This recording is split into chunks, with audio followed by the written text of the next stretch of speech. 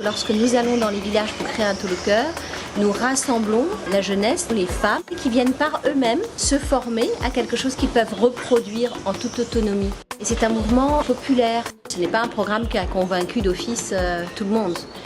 Heureusement, grâce au réseau écologiste de toutes les associations du Sénégal qui se sont impliquées, nous avons pu comme ça créer la belle contagion de l'idée que nous pouvions résoudre en 10 jours dans un village la situation non seulement de la nourriture, de l'insécurité alimentaire, mais également des solutions qui réactivent le savoir médicinal des villages eux-mêmes.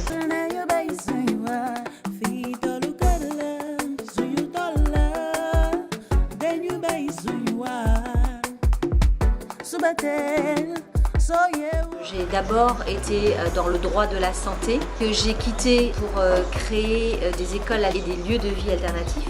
Ça, c'était en France, une première association, Lex Naturalis, à l'intérieur de laquelle j'ai formé et initié et introduit énormément de personnes, que ce soit dans le milieu de l'art, dans 7 domaines différents au moins, ou dans le milieu du jardin, à l'intérieur d'un même centre de vie, pour que les gens apprennent, réapprennent, se connectent, se reconnectent.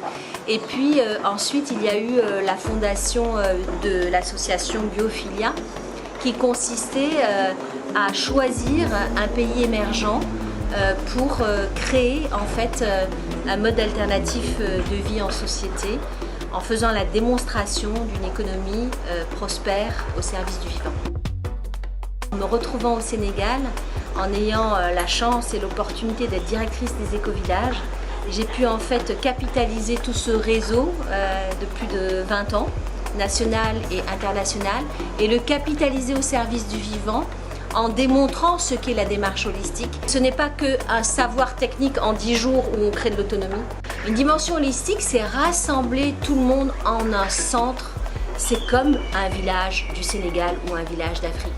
Chacun a son rôle. Tout le monde à l'intérieur du grand cercle qu'est la vie, et à partir de là, agir ensemble.